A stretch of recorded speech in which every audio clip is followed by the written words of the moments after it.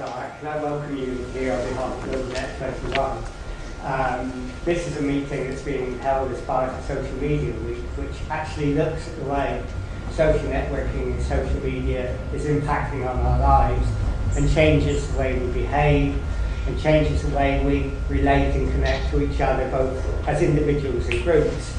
And what we wanted to do at this meeting was look at that, to look at how the new media and social networking, but particularly the new media, is helping redefine what community is.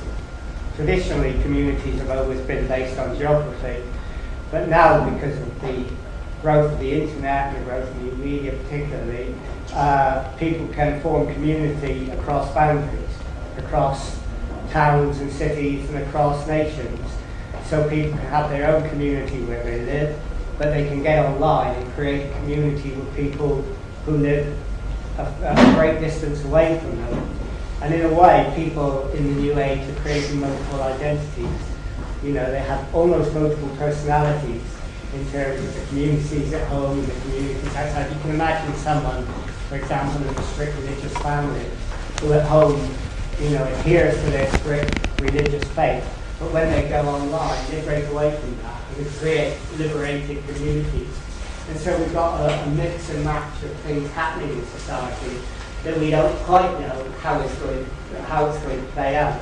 So we thought we would begin to discuss that today. We've got three speakers, including this one.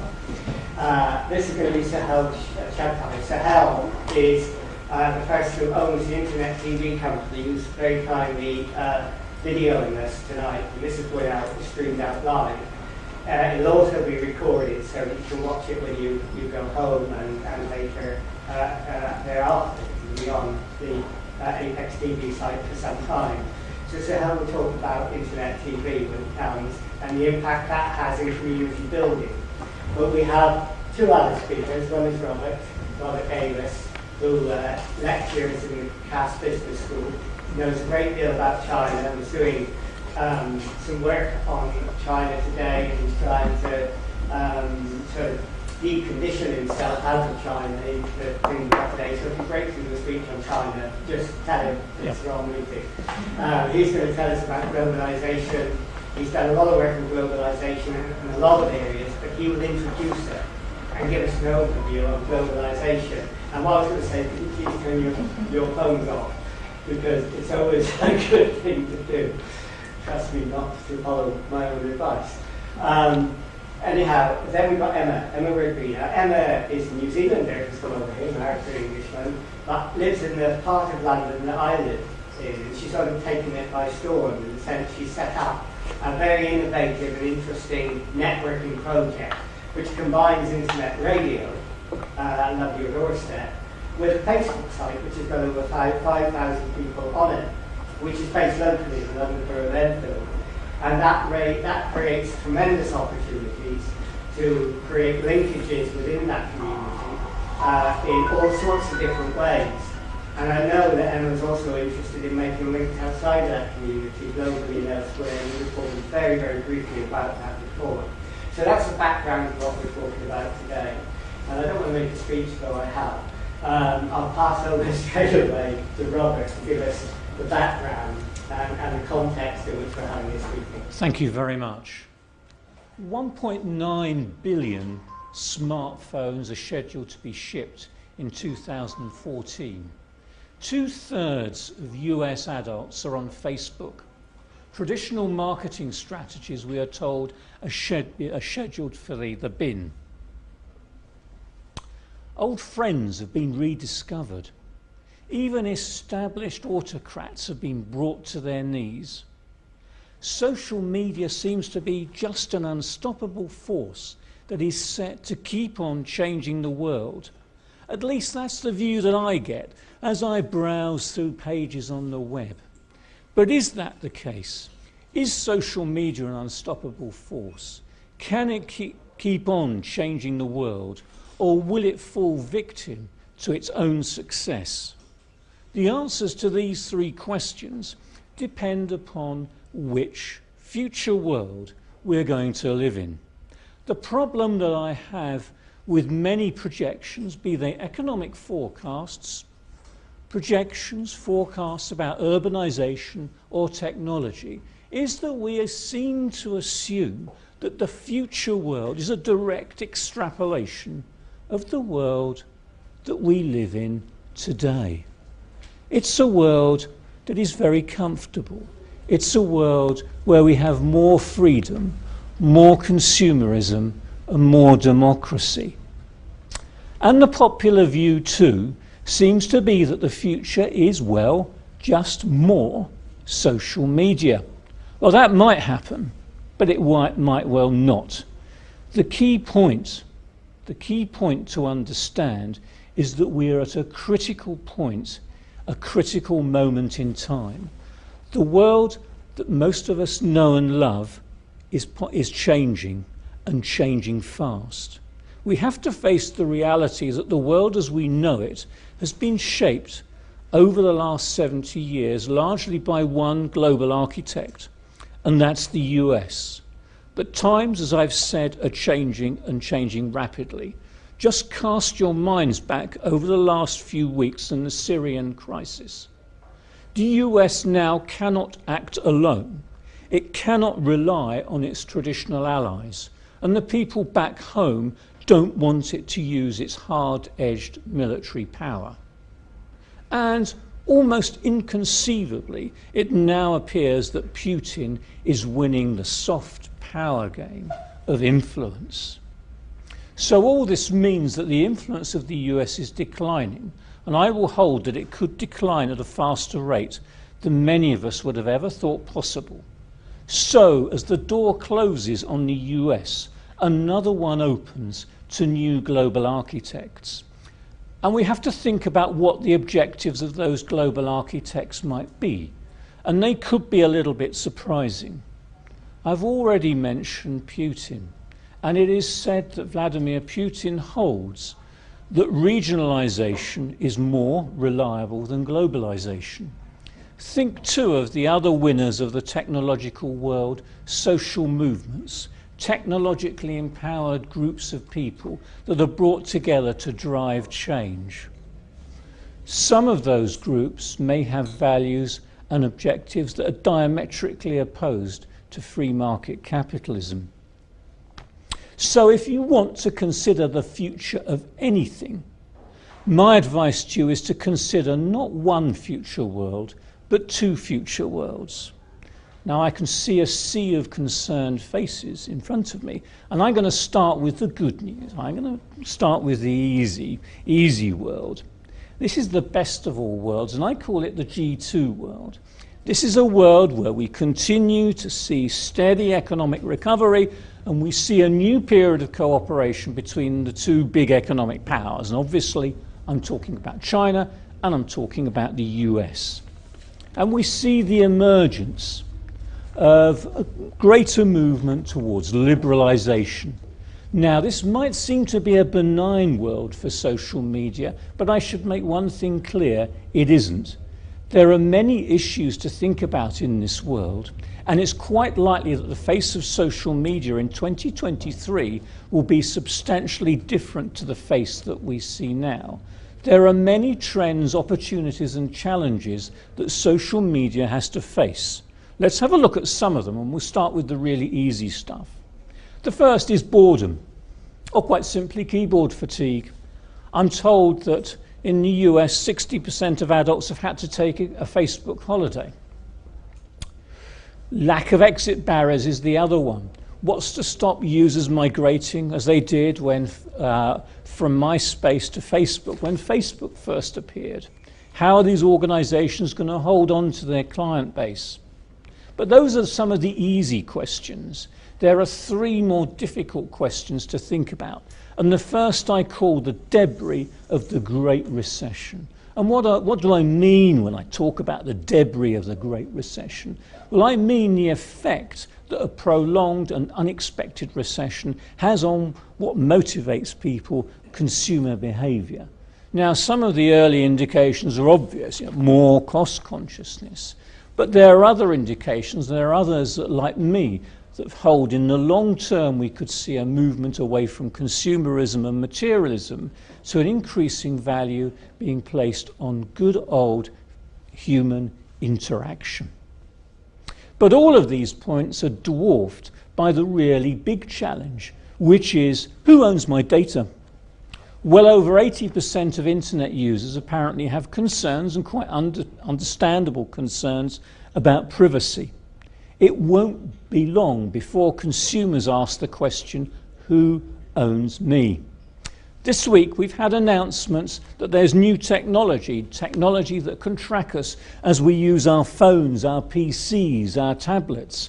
We can be analysed across many platforms. And we've also had the exciting, or worrying, depending upon your perspective, news that deep learning computers are appearing. Now, these are computers that can learn like we do.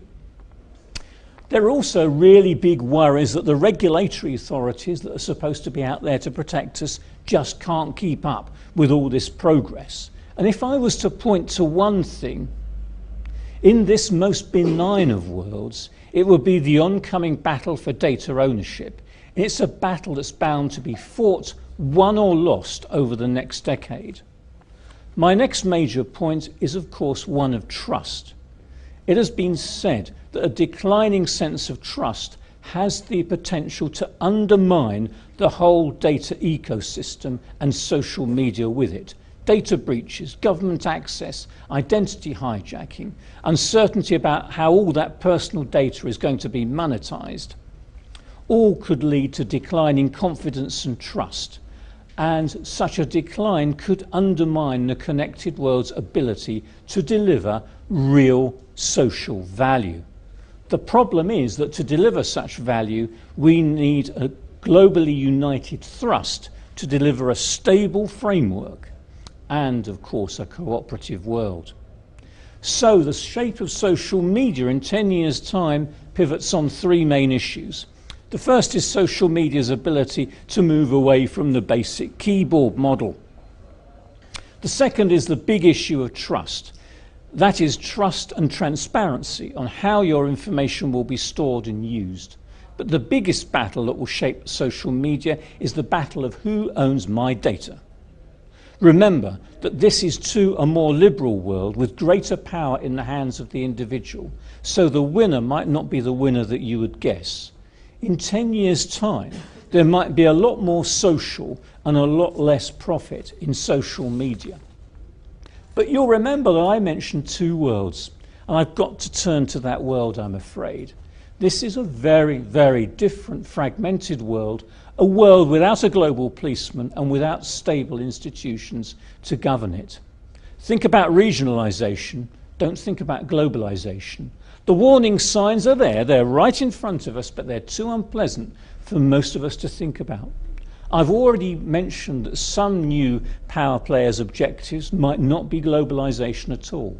Think about the South China Sea. Think about inequality. Think about national internet clampdowns. Think about the words of the Turkish Prime Minister during the Taksim Square protests when Twitter was described as a menace to society. Quite simply, the form of social media will depend upon where you live. In some regions it will flourish, in others it will fall on its sword. But I opened and I will finish with three questions. Is social media an unstoppable force? Well, it might be. If it moves away from the keyboard and embraces trust, quite possibly. Can it keep shaping the world? Well, that's in the balance. You've got to remember that data is power. And it's a form of power that nation states won't let go freely. So in my view, the odds are stacked against it. Will it be the victim of its own success? That will probably depend upon where you live. Thank you. Thanks. I mean, that's quite a good introduction about the dangers in the social networking and social media world. And there are obviously some optimists about it. We did a PAC meeting that has commented a while ago with Del Carswell, who's written a book about how the new media and social networking will radically change politics. And it was a very interesting meeting. But we're also planning to have a meeting in the new year, and I hope Tom Watson's going to do it with us, on the surveillance state, which raises some of the questions that you've raised. And so the debate between whether the new media and social media world is going to be one that's liberating or whether it's one that's going to be controlling is an interesting one. And the chairman of Google, I've got his name, has just written a book, has argued that it'll be a mixture of all those. So the debate about that is really good. Now Emma is going to give us some good examples once she's wired up, because we're going to have some surveillance on her on the cameras. She's going to tell us give us a really case study, a case study, good practice actually, about how the new media has been used to engage a community in one local area, and the importance of that engagement in terms of creating a vibrant community where she lives, and how she's combined it with using internet radio as well, because I don't know of that combination other than the one that you have of using internet radio combined with social networking on a social networking platform. And that's what's fascinating about what you do. And I hope I haven't made your speech for you. Okay, so over to you. Good evening. Thank you so much for inviting me tonight, Francis. It's very nice to meet you in the flesh. So, following the London riots in 2011, I set out on a personal mission to reinstate some sort of community spirit and get to know my neighbours and fall in love with the area that I lived in. So I live in Enfield in North London. I'm a wife, a mum of two and a businesswoman, originally from New Zealand. It's quite funny I'm at New Zealand House tonight. It's great, really. So I've been in London for 10 years and I worked for 9 years in education in the city, but I've always had the desire to have my own business and incorporate all the things that I'm good at rather than the things I'm not. So those things being, I'm really good at connecting people, getting excited about other people's success and the need to make a difference. So I consider myself to be a social entrepreneur, and I believe passionately in social change brought about by the powers of communities. Following years of trying to do, I finally did, and in November 2011, without even realising what was about to happen, I started a Facebook group. What I didn't realise is this Facebook group, and now other platforms that link to it, 2 years later, has become so embedded within our community and changed the way people operate so dramatically that Love Your Doorstep in Enfield is a household name. So we're a social media and face-to-face localised community that put local people in touch with local products and services. We've utilised social media platforms to inform and connect local people, reinstall community spirit through job opportunities, charitable causes, networking, business referrals and recommendations. Lives have got very busy and the sense of community in a lot of places has been lost. Hence, as I had masked men running past my door during the riots, I realised I didn't even know who my neighbours were. So Love Your Doorstep launched as an official business in August last year, with over 2,000 local people talking in real time on our platforms. So what was our vision? Our vision was to help regenerate our high streets by getting people shopping locally, back to your point after the recession that the high streets died, and getting to know local people behind the businesses. Now this has been a key part to what Love Your Doorstep is about. So everyone knows that Mike might run the local corner shop in London, and you don't normally have that sense of community in London communities. So, and to inform Doorstep is about what was going on their doorstep. So community spirit and all of this combined is bringing money straight back into our local economy. New businesses have been able to launch on Love Your Doorstep that never had a platform to do it before. And I just want to give you one example. I'm going off the track a wee bit, but not only do we put local people in touch with local services, some absolutely incredible things have happened across our platform. A few months back, we actually found a missing person, and this is what social media, if it's used in the correct manner, can create. So we moderate our group full time, and we only let things through on our platform that are consistent with the local area. but we actually found a missing person through a viral share locally that had gone missing from the local hospital.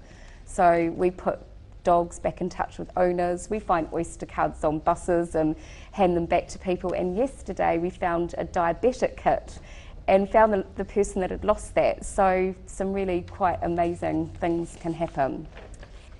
So as I mentioned, we build from the community up using social media. We create a central point of information sharing whereby people in the community can connect, share, offer advice and recommendations about products and services. We primarily use Facebook groups and Twitter. So we launched with this website in August last year, and that's how we connect local people with local products and services. Facebook groups are fantastic, but they move extremely quickly.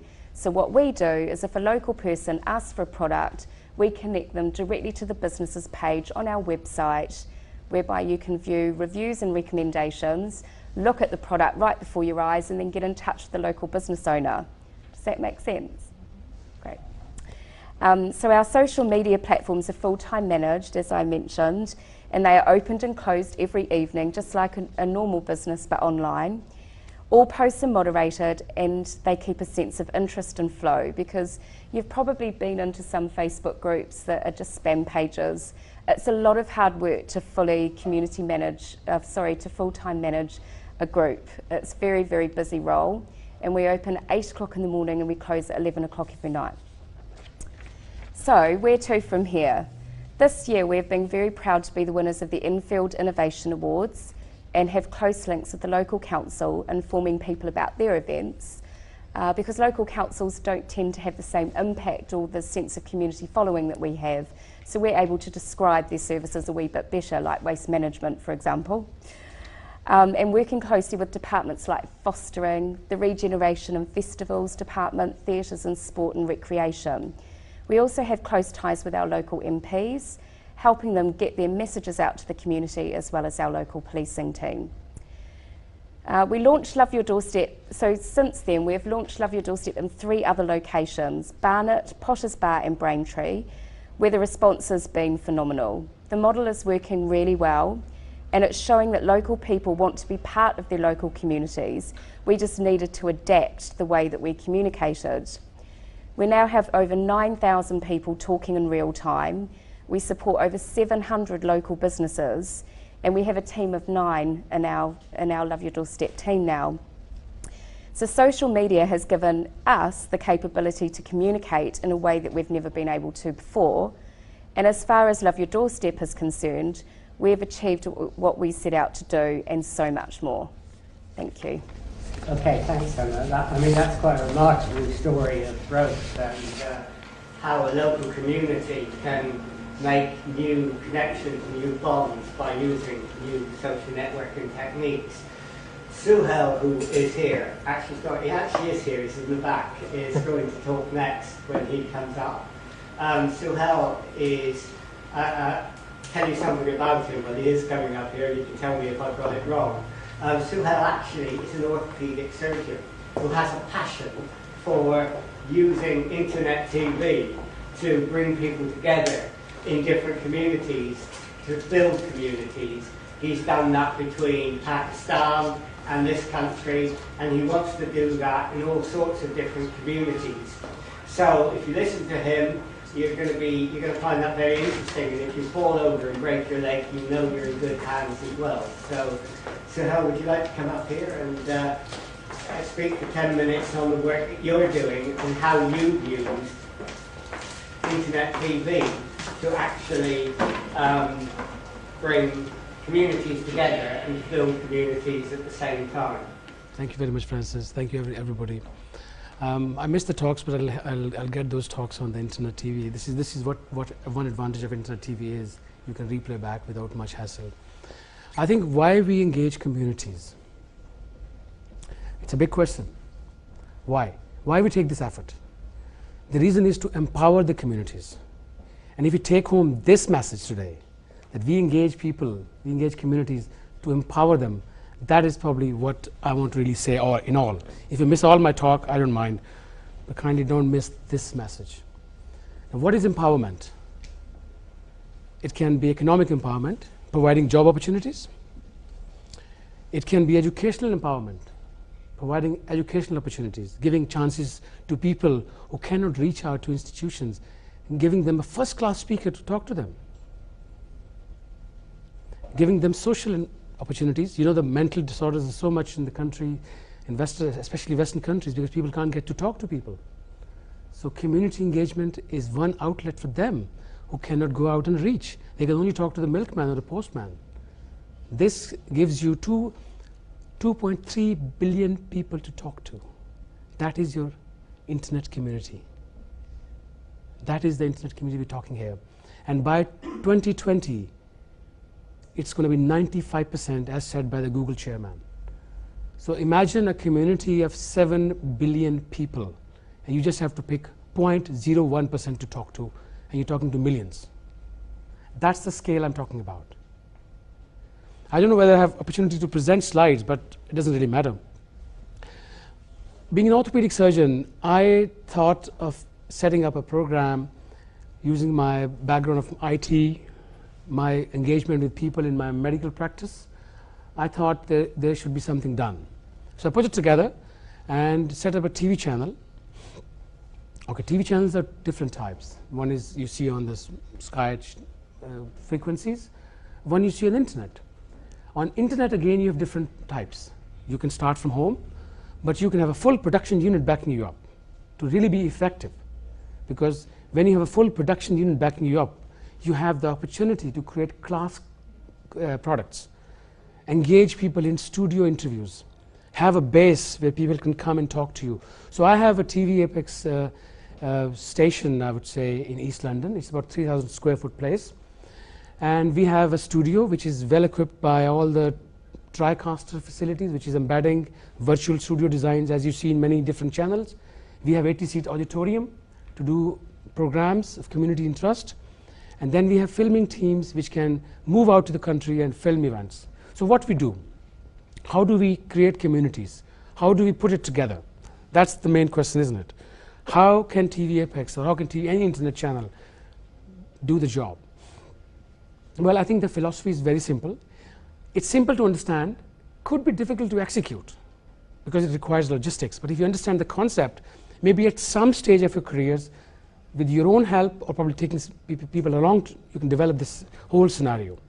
So what we do is, we pick up the communities which have shared interests, like British natives here, Indian community, they have long way to share backwards. If you look at the foods, I mean, Britain is curryized. Curry food or something like this. So curryized is better, isn't it?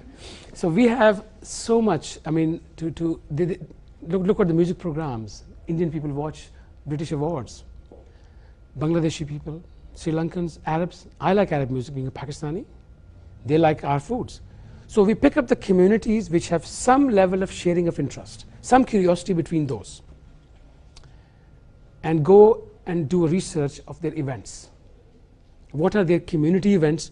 What are their social leaders? What are their political leaders? The people who walk and people walk with them. Let's pick up identify the key public figures in these communities, identify the events, and go and film them voluntarily. Bring quality programs back to studio, edit them, and then put them on a same window where other communities are. Okay, I'm only interested in, say, let's say in my programs, but I just have to click one button above to see what's happening in Arab communities, what's happening in Turkish communities. So it's a passive attraction. That it doesn't take me much. I just click there and see what's going on. So, and how can they watch our programs? We actually develop email groups. We have a software which is a CRM software. We have 9 softwares between various companies of mine. We don't use third-party software. I develop them. I have a team of developers. I design it. They come and develop it. So we have our own CRM, which actually at different stages of program production keeps people informed. Your program is being filmed, it's being edited, just click of buttons. And now it's ready to view. As it clicks there, then it goes to that person's main group in charge, and then he divides that or multiplies the link to his e-newsletter, to his companies. So we have friendly organizations in each culture we are covering, and we reach their communities through those friendly organizations who are friends of TVapex. We can't reach out, let's say, 1.6 million Indians. We have to reach out their leaders, and then they disseminate our message further. So this way, we share their programs, and as they see their programs, they actually just a bit curious, over the wall, just like what's happening there. This is what we want to lower the walls. We don't want to raise their head to see. We want to see them like that and engage with each other. And that is the power we're trying to get. We're trying to put it together by not letting them go up. Let the walls go down. Give them the scenario where they don't have to really do any effort. Just click and there. So this is a simple, I can't simplify it anymore, but there's a lot of complexity behind it, how we do it. But if you are to do it at any point, this thing, it is as simple as that. All you have is basically a good cameraman, maybe an editor, maybe, if you want to start up, and then contacts with right people in communities, and develop a small website of your own and link it to YouTube as well. And then there is something else like web marketing, web searching, optimization, but I don't think you have to go into that detail. I'm sure you know search engine optimization, you know banner marketing, you know targeted campaigns on Facebook. We do all that. So we have reached out pretty much at this point. We have covered 410 events in the last 1 year and created our own shows and productions of 55, or I think 60 plus. They're our own programs. And this is where we stand today.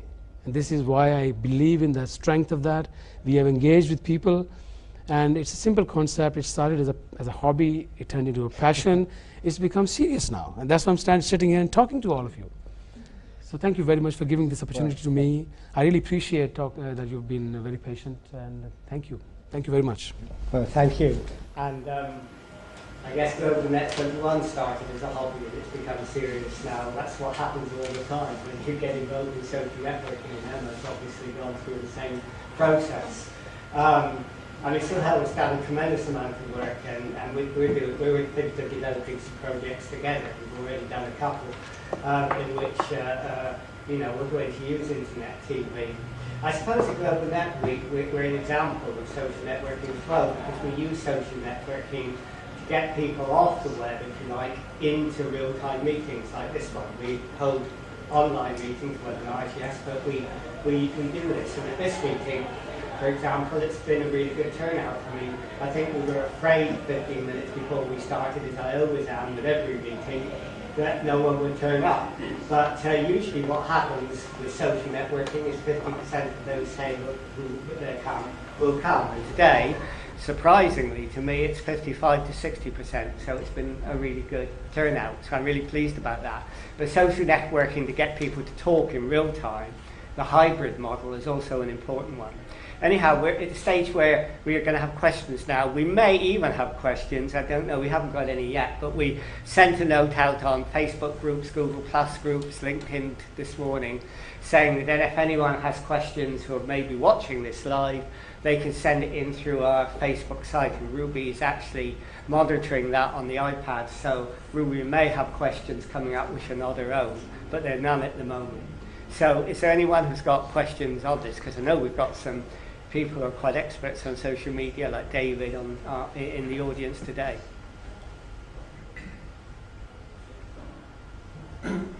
Sound of Apex TV. Have you tried other sorts of content, like audio interviews or just articles? Do you find video works?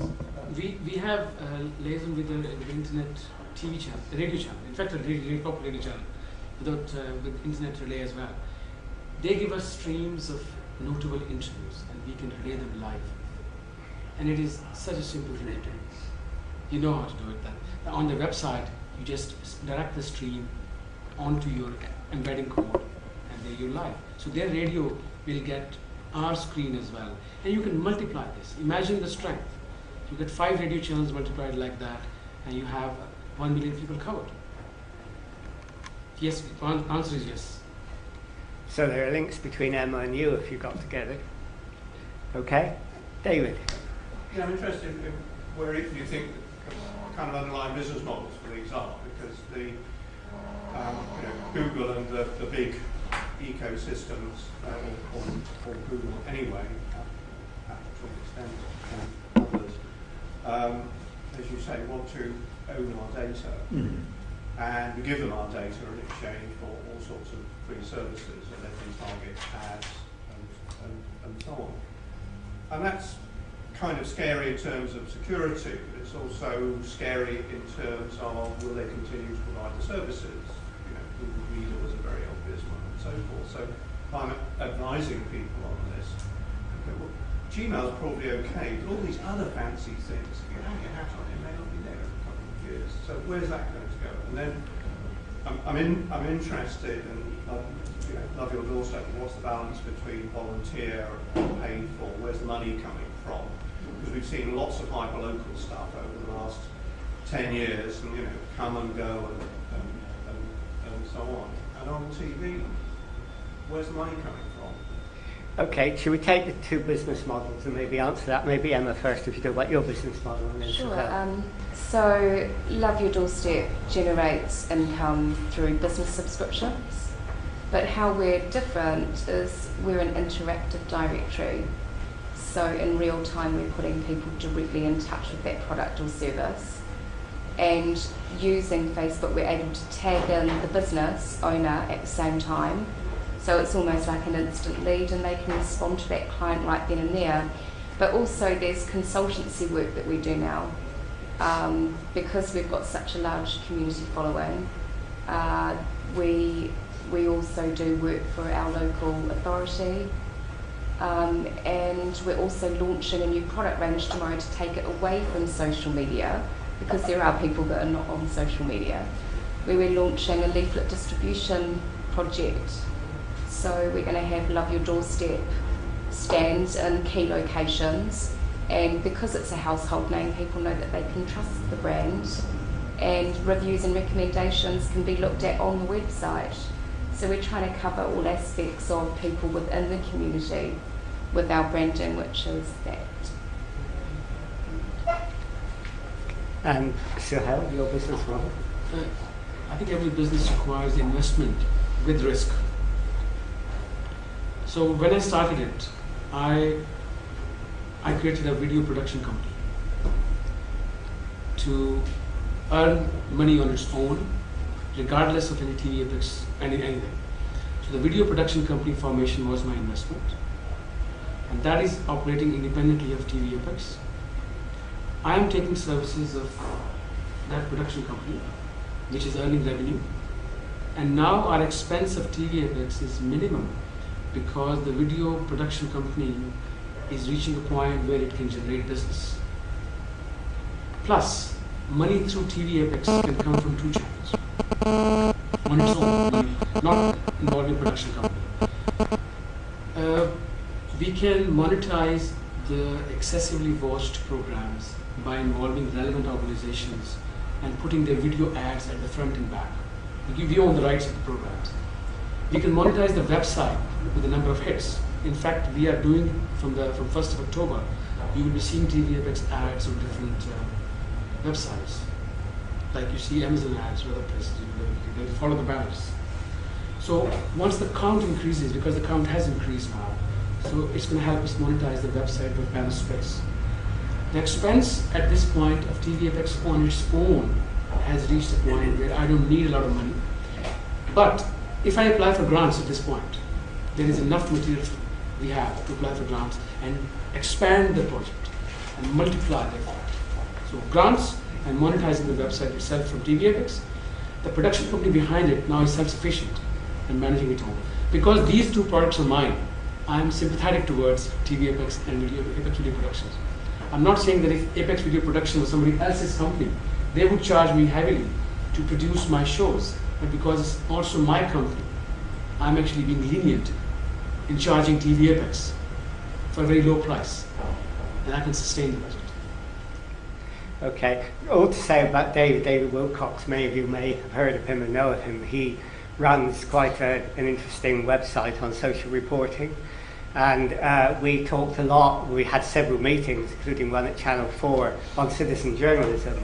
And David's a part of that big debate about whether you should have citizen journalism, correct me if I'm wrong, or whether it should be social reporting. And in the new media age, you actually need people who are interventionists at a social community level who actually go out and report. Am I right in saying that? Do you want to say something? Yeah, I mean, I don't see it as either or. I've been a traditional journalist in the past and done lots on community engagement, partnerships and social media over the last years. So, I mean, it seems to me that what's happening, we're hearing this, is there's loads more stuff, there's loads more services being thrown out there, there's loads more devices, more and more things you can do. And I think it's incredibly challenging for people, whether they're operating, whether operating in business or as consumers or as community activists or whatever. So I think that just as we've relied on journalists to make sense of the world through traditional media, and they do a more or less good job depending on how you judge it. We're increasingly going to be dependent on people who are mediators, curators, facilitators, working as I think you are across different media. Some online, some face-to-face, using web, TV, this, that, the other, and so forth. So, whereas we used to say, well, we've got newspapers, or we've got television, or we've got a community pub where everybody goes, everything's up in a big cloud now. So we have social ecosystems, which is hugely confusing. So who are the people who help you gather stuff, make sense of stuff, share stuff, and how do they get paid? I mean, just to bring Robert in on that, I mean, your point about, we have all this stuff, a lot of social reporting, a lot of citizen journalism, and many people will say that almost is a democratization of the web. How does that fit in with your view that there could be more control, and how will that impact on the new way people are doing things to gather news and send out information? It's a really important issue. I guess I've got a couple of responses. The first is that nation states want power, and they're going to want to try to control information. The whole problem is that some of the social movements that have sprung up are very good at using their power to bring things down. So it's going to create a little bit of chaos we're seeing now at the moment. So I see that the nation state being a little bit resurgent. The real issue that's on my mind in terms of business models is there's an inherent contradiction that I think that a lot of big social media organisations have got to think about handling. That's it. If you're successful, you float. And when you float, the ball game changes. It's about shareholder value and returns, and what's the next quarter's profit going to be, and what happens if you're 0.5% below. That creates a tremendous pressure. And how are these companies going to handle, on the one hand, that pressure for continued short-term returns with the pressure for trust that we've been talking about? I think that's the big unknown. For me, if we're talking about business models, that's the big unknown. And we don't know how well a lot of organisations are going to handle it. And the scenario that I worry about is the pressure for profit reaching concerns about trust. And that opens up the battle that I talked about for who owns my data. And I'm fairly sure that battle's going to erupt at some point over the next 10 years. I was just wondering, Emma made a statement about 2,000 people are sort of online at any one time having conversations. So I was just curious about the detail of how those conversations actually take place. We moderate our group, and like I said, a lot of Facebook groups can just be very spammy, and there's hundreds of groups out there, but ours is like a local newspaper. So we approve our posts before they go through, and we strike conversations up. So we're like social reporters, as you were saying. We go out and find information to report back to the local community, right up to date when a helicopter's flying over the top of the town that we live in. It's very interesting, and it creates this conversation. And some of the conversations that happen on there, very interesting, but a lot of the time it's very informative. So it's just created through people trusting our platform. So that they trust that they're able to open up and talk about things that are on their mind when they're on there. So you're talking about postings as opposed to actual voice?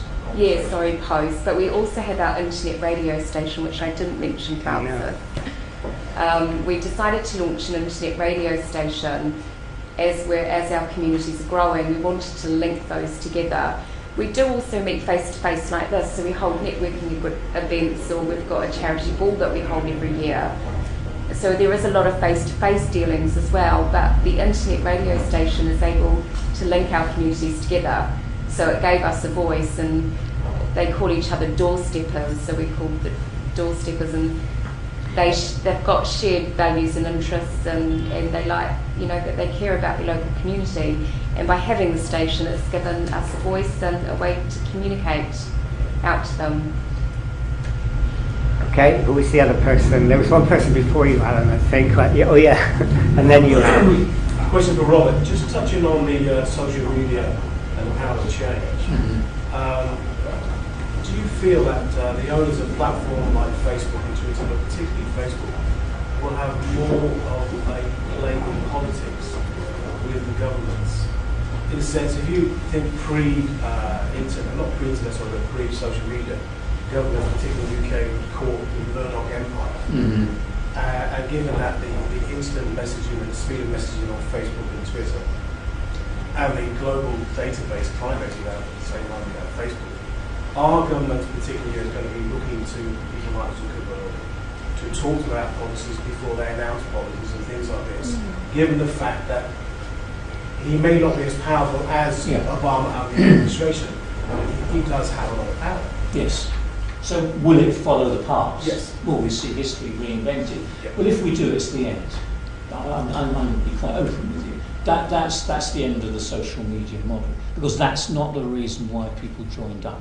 The relationship between readers of a newspaper is different from a Facebook or any other social community. It's completely different. I believe people are looking to provide a type of fabric that we've heard so that they can interact. It's not a force that tries to influence opinion. Immediately that happens, it's the end. Alan? I'm wondering, this matter of trust. It's something that has been with human communities for a long time. We've learned to deal with it in various ways. If the access to the media is going to be fully open, so that the providers are not controlling, are we going to find that there is challenging possible and fairly rapidly see which groups are to be trusted and which aren't? And that includes politicians as well, of course. That's a really good question. What I think is going to happen is that we're going to go through a bit of a chaotic phase. People have been empowered. Governments know that. At the moment, there's not too much that they can do about it. They're trying to do things about it. There's talk in the press of an internet clampdown in China. If you want to know my way, my view of the world ahead, it's a bit of a fractious world, because we're not going to have anybody in control. Social movements, socially empowered groups, social media empowered groups probably will have a big role in shaping the world. It's going to be a pretty fractious one. You know, I talk about, to businesses, thinking about, I said the two worlds, and I talk a bit more about the second world as being islands of influence or islands of legitimacy, and there are two at the moment. There's the West with individual freedom and free market capitalism, etc. And there are other models around, which is, it's going to be a rough world out there, so I'm going to protect you, which is the China model. But there's going to be no global policeman, so there'll be other areas where nobody's interested. That's that. And we're going to have a bit of chaos until we get one new model coming out of it. Because it's really a battle.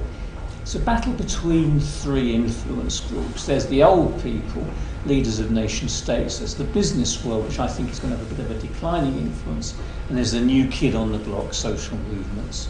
They're quite good at bringing things down at the moment, not too hot at building things up. So I hate to tell you this, I would like to have a bit more good news, but I think it's going to be a little bit chaotic to get into that level of trust you've spoken about. I mean, did you want to say something on that? You were nodding. I was just going to say that the groups that we've created, and I have to be very honest, are very much about my values and what I see as important in my area. There might be some people that disagree with my values, but we've got a very large following. But we've utilised a social media platform, but outside of that social media, so I do protect people from lots of posts that don't go through that I feel might create chaos. You know, so I am governing what goes on in that group, like the media does with newspapers currently, really. But outside of that, you know, there's a whole other sagas like cyberbullying. Social media, I feel, can be very dangerous at times, and you need to have a lot of emotional intelligence to be able to use those platforms. I've seen some horrific things happen on social media, car crashes almost, where people sometimes have so much freedom of speech that they can ruin themselves from the touch of a button. So I do agree, and we do protect people on Love Your Doorstep just to feed up the information that we choose to do. What about, can I just ask Sohail first, and I'll come back to you, David. I mean, what about this issue of control and trust? I mean, I remember an event we had in the House of Lords when you brought a colleague of yours from Sky Television, and she said to us and to you, internet TV is going to be the future. And I thought, well, that's great, but it worried me that when people like Sky and others think that internet TV is going to be the future, the chance of them wanting to take over internet TV becomes very high. I mean, do you fear a takeover any time if you're very successful? How do you maintain your independence and your mission in the light of the big players who might look upon your success as something they want to cash in on? I think you have to understand that we live in a world where we say that, where do you live? I live in Facebook. If you want, who are you? You tell your website, I'm www. There is a group of people who introduce themselves like this. And I think we need to accept that sometimes light grey is white. Unfortunately, this is where we are going to go. We're going to accept light grey as white because there's no other choice. I'm not sounding a great picture. I'm showing you the reality which was not accepted 5 years ago. That is what we're having now.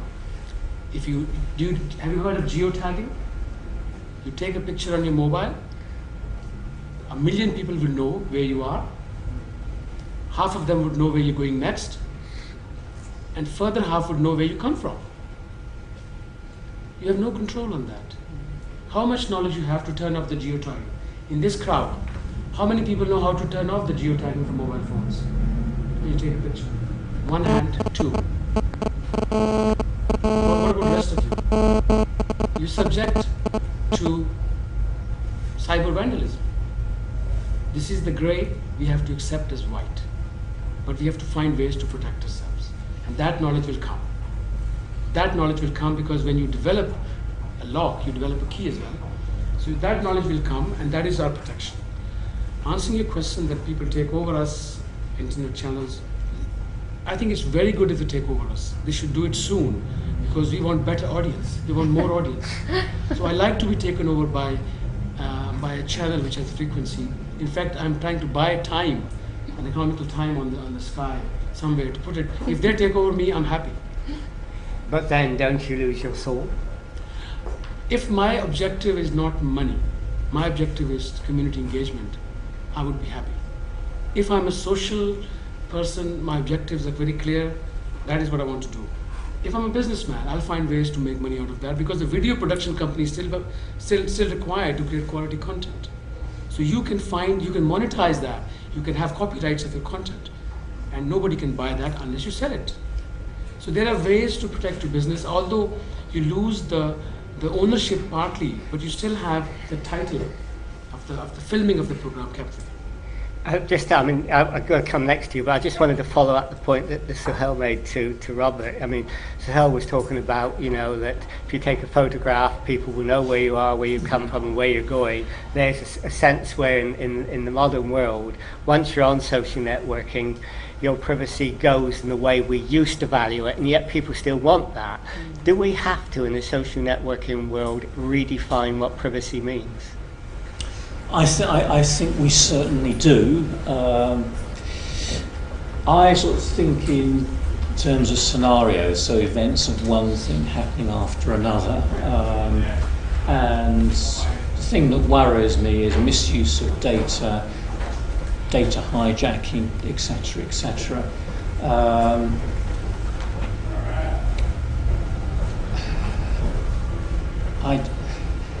I really think there's going to be a problem out there, and I don't really think we've got the coordinated world really to police that properly. I really think it's going to explode into a problem. There's so much going on in the press at the moment about data hijacking, the role of national security organisations. There's going to be an explosion there somewhere, and I think, yes, it will matter.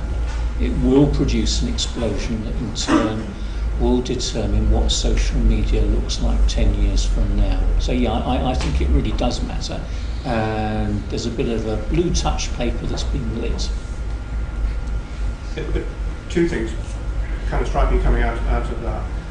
One, the whole issue of trust and what you do with your personal data. I'm quite interested, Robert, in what you and colleagues and so forth have of what you're prepared to share, basically, and whether your worldview pushes you to think, no, I'm going to be really careful about how I use Twitter or Facebook or geotagging or whatever and so forth, to raise the general issue of if it's going to be pretty wild out there, we're all going to have to get smarter about our personal digital network literacies and the way in which we manage what's going on in our mobile phones, our tablets, our this, that, the other, and so forth.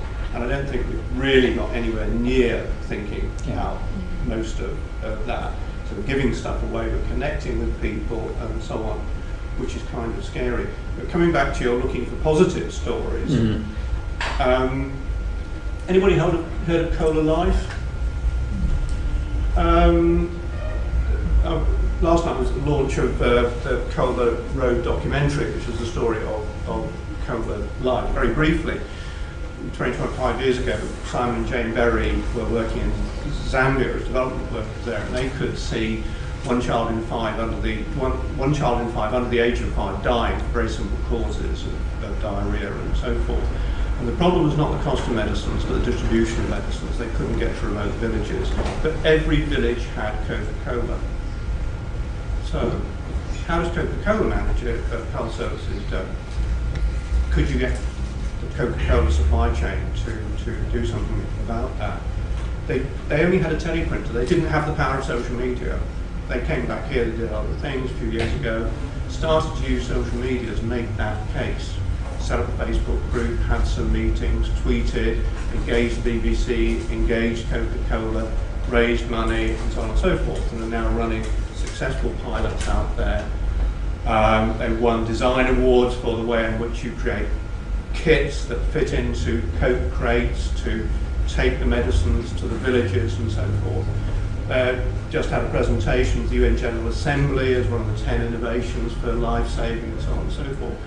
And that's two people with a hell of a lot of volunteers becoming very smart at using social media in a very open and transparent way to create a convening capability which previously you could not have done without setting up an enormous organisation, and have managed to not hijack, but coast in on the Coca-Cola brand in a way in which Simon says if you did it a different way, you'd get sued. But it's worked. The interesting thing is that what's turned out is not what they thought, and that the model of actually moving what they call kimonos, which are the medicine kits, on crates from from one place to another is not where the value lies, because they're expensive to produce. And what works much better is actually producing kits which people can actually buy and sell in local shops. But the value chain, the issue is not the value chain. The issue is not the supply chain, the issue is the value chain. How do you get everybody along that chain to make some money out of it? And I think if you find some positive stories like that, which is more than an organisation being better at fundraising, crime, or whatever, but how does that change the way, I mean, that's back to empowerment, that's back to power, that's back to different models of doing things. Yeah. So can we find stories like that and unpack that? Simon, see where the real value is. Simon Berry actually did a meeting with us about 4 years ago, I can't remember, when he was just starting developing or rechanging his model, and it was a very interesting model that he was pursuing. Sorry about diatribe on no, that. but I know he's moved on a lot great, since great then, one. which is great. Yeah. Revisit with Yeah.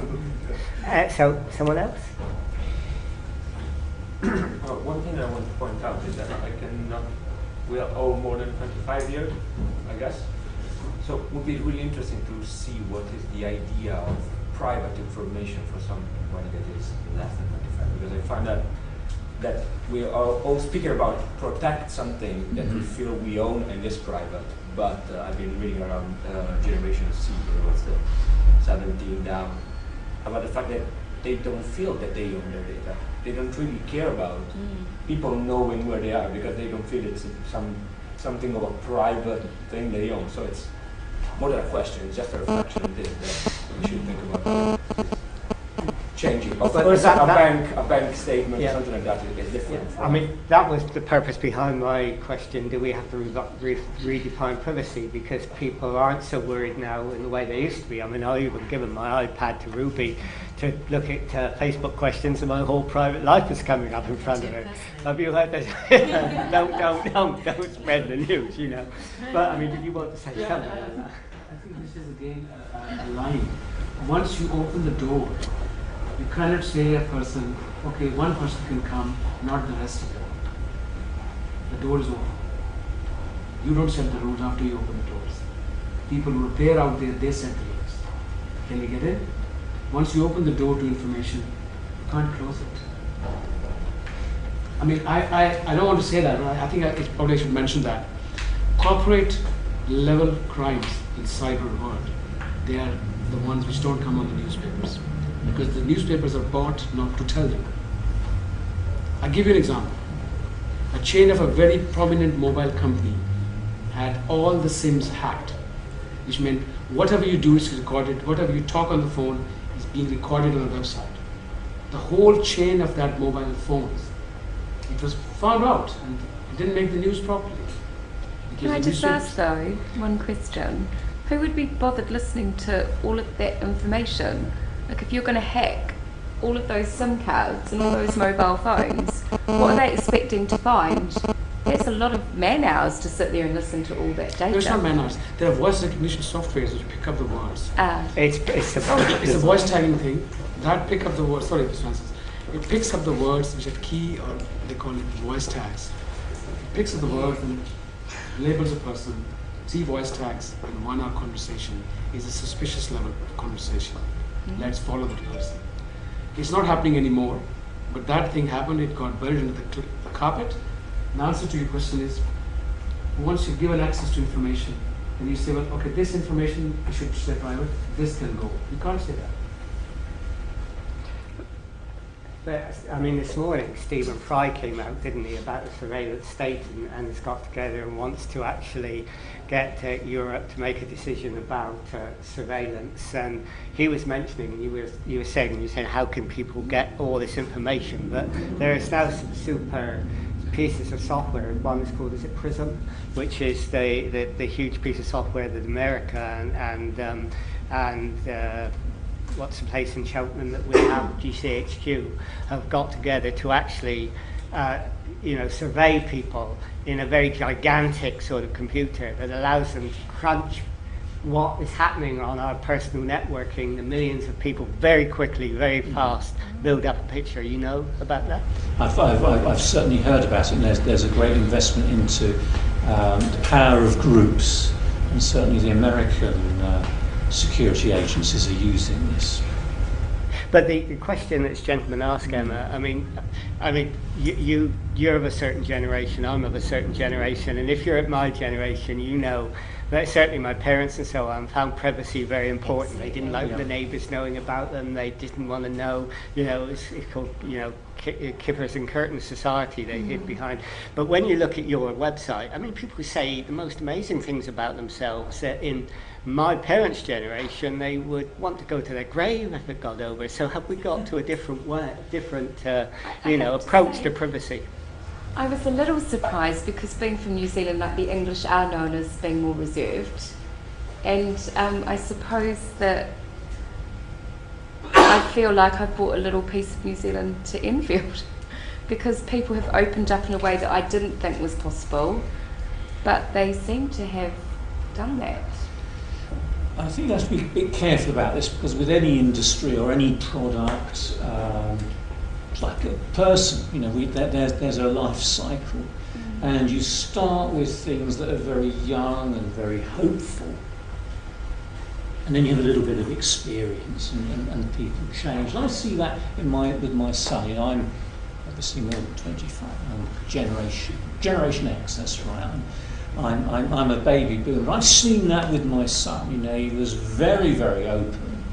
Not that he knew it, but I knew with Facebook. But some friends had some experiences, particularly when he started to apply for jobs, and his attitude changes. So you must be careful, very careful about taking a snapshot in time about the way people behave, because those behaviours will change rapidly with experience. My mind's on 2023, and I think we'll see a lot more savvy world out there. I think just sorry, complete answer. I think a good antivirus, a good IP blocker, internet protocol blocker, you must have installed on your computer so that you have some kind of security. You can't let it open, you can't have no antivirus, you can't just open it out because you have some information which will be already hacked. I don't do that. So you've been trying to get in, have you? Yeah, I wonder when you talk about the door is open, the gates are open, and it goes all in one direction. There is all the time a counter movement. I mean, I was part of a group who helped launch MTV into Europe, and at the time there was this big discussion that video is taken over and MTV is showing all this free video and it's not to control music. We had then again, when the internet came, or before that for a short period, audio text doing the same thing, just on telephone lines. Then the internet came along, and I believe we are going through those cycles, and I can see on a local community level that there is actually a strong movement of denial to go on Facebook or use Facebook, and a very strong movement to actually build community, not based primarily on internet or on all of these modern tools, but to talk to each other and do things. It's event driven, like the media is as well, but we are just sort of looking at this new technology. It's like when physics or technology used into atomic energy, it seemed to take over everything, and people are inventive. They move to alternatives, find them, and they develop them and stand up for it. But your model, Emma, like ours in GlobalNet, is to actually use the internet, social media, to get people sometimes to meet like this together, yeah? Yes, that's correct. So we go out and about. I can't walk out the front door now without bumping into someone that I know. So we are actually in Westminster doing exactly the opposite.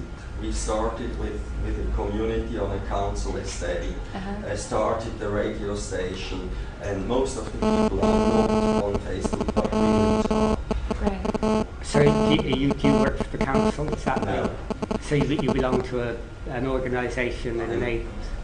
I'm just your a community. citizen. Oh, just a citizen.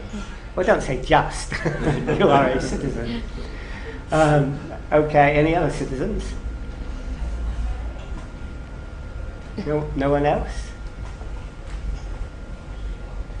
Okay, I mean, just to sort of, finalise, because we could finish early and just network, which I think is quite a good thing to do. When we started GlobalNet, I remember some time ago, we used to have our meetings going right to the end, and I got into a lot of trouble because people said we now have no space to talk to each other when it's over. And now sometimes I create too much space, and people like Ed says we need to go on, and getting the balance is always very, very difficult. But we'll have time now to network. But maybe we could just ask you finally, I mean, where do you think Love Your Doorstep and your website will go? Where do you want to see it? What do you want to see it achieving locally? And how do you think social networking is going to enable that in terms of community building and community engagement? Now that we've tried the model outside of the area that we originally started in, it's proving that it works very, very well. And we've also set up now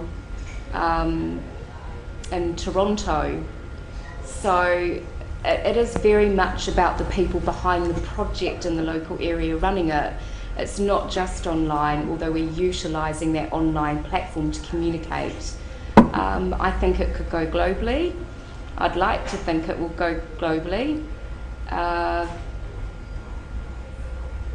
think it's got real power to enable communities to communicate because they want to be part of those local communities. That they just got a little bit too busy to do that. So, yeah. And so how do you see Internet TV going, and particularly your project? I think there are 3 E's of communication, which is entertain, engage, and educate. So we want to keep the same order. We want to entertain people by infotainment, recreation, engage them when they're in trance. Then give the education. That is the direction, pace and direction of TVapex. We have added some technology, further technology, for live filming, webinars, and also picking up through video uplink anybody in the world who has basic internet, and bringing him as an expert or as a group of audience. We're connecting venues to venues, and I think Francis is aware of a project we're doing together, which is TVapex London Talks. We're going to connect boroughs to boroughs together, one in Hammersmith, for instance, one down south in London, and then let them talk to each other, what they've achieved, how they've handled problems. Well, yeah. So we're going to conduct live dialogue and put it on web live so people can see how they're talking to each other. Yes. Okay, and finally to Robert, I mean, seeing you started with a very pessimistic view, would you like to end up positively and say what do you think are the positive aspects of the new world? I need to share a secret. See, the secret is why I tend to be sort of quite provocative. Is because we only think about, as I said, one world, and we've got to think about an alternative to stop us going there. And we've got to think about a more positive world and social media's role in it. And the conversation has revealed that. First of all, I think if it's going to do that, we've got to very, very quickly hand more power to the user. You know, we talk about all these cookies and things. I don't really know how to control the cookies, etc. Tracking, we've got to give more power to the user.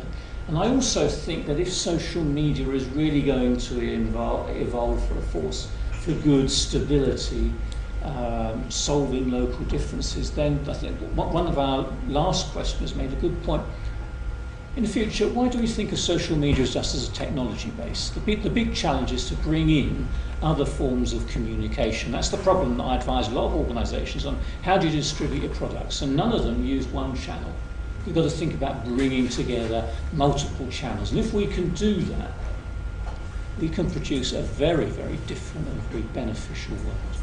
Okay, well that's, I guess, our philosophy as well, so thank you. Well, okay, can I thank you, all 3 of you, for doing this, and Suhail for allowing us to, well, not allowing us, but allowing you to, and giving us a chance to stream it and to have it recorded, so we'll have it on your internet channel later. So thank you very much for that, and thank you all for coming along. And you don't have to rush off, so if you want to exchange cards, emails, and talk before you go, please do. But thank you, and that's anyhow concluding the formal part of the evening, which actually I think has turned out to be a really, really good and interesting discussion. So thank you.